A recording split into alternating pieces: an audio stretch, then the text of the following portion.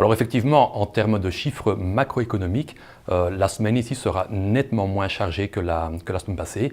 La semaine passée, on a eu droit donc aux trois grandes banques centrales qui ont fait part de leur politique monétaire. Donc on a même assisté donc au 5e relèvement du taux directeur américain. Cette semaine-ci sera nettement plus calme. Il y a notamment en fait en Europe les chiffres de l'inflation ce lundi. Et puis on surveillera aux États-Unis également donc les chiffres définitifs du taux de croissance pour le 3e trimestre, ainsi que l'indice de confiance vendredi.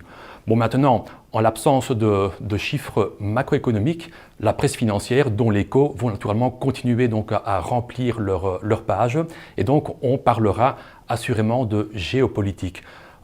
Cette semaine-ci, on pourrait naturellement toujours avoir un petit fait divers, donc Corée du Nord, qui peuvent faire des remous au niveau de la bourse. Mais on surveillera surtout donc les nouvelles négociations donc au niveau du Brexit. Normalement, vendredi passé, la Commission européenne a dû donc valider donc la première phase, et donc nous entamons donc la deuxième phase donc du Brexit, donc la partie la plus difficile qui prendra facilement 2 ans. Et puis, il y a naturellement le dossier catalan, donc, dont on nous a parlé beaucoup dans la presse ces dernières semaines. Donc, il y a les élections qui ont lieu jeudi.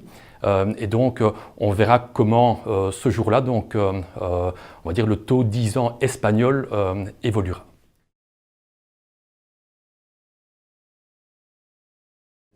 Alors cette semaine-ci, il ne faut pas s'attendre à beaucoup de résultats d'entreprise. La saison des résultats donc, du 3e trimestre est finie depuis bien longtemps.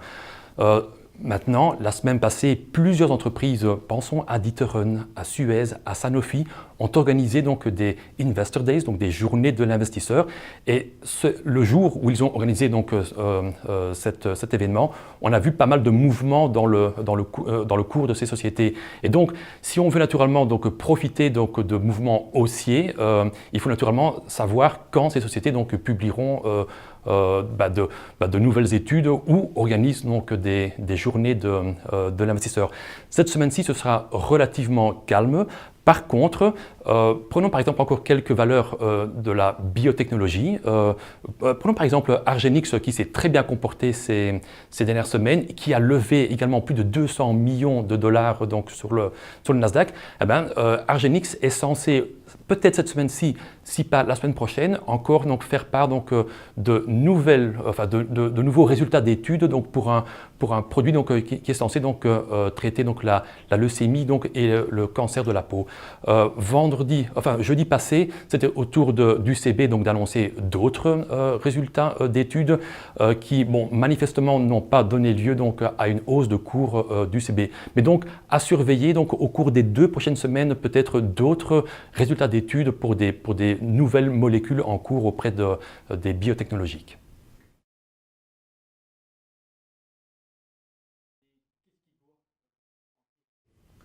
Oui, effectivement, je pense que si on veut gagner le rallye boursier, il faut naturellement donc s'intéresser également aux tuyaux donc, des banques d'affaires, mais également donc, de feuilles de placement comme l'investisseur.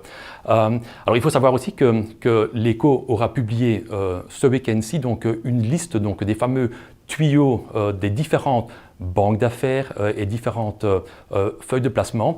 Et donc, il y aura assurément donc, un classement qui aura été effectué et donc qui permettra donc, à chaque boursicoteur en fait, de peut-être pêcher justement dans ces valeurs phares. Et il y a assurément donc, possibilité donc de gagner au cours des 2 prochaines semaines grâce à ces tuyaux et à la limite préférer naturellement les tuyaux de valeur relativement petites, donc des small caps qui pourraient naturellement facilement rebondir donc, suite à ces recommandations d'achat de la part de ces banques et feuilles de placement.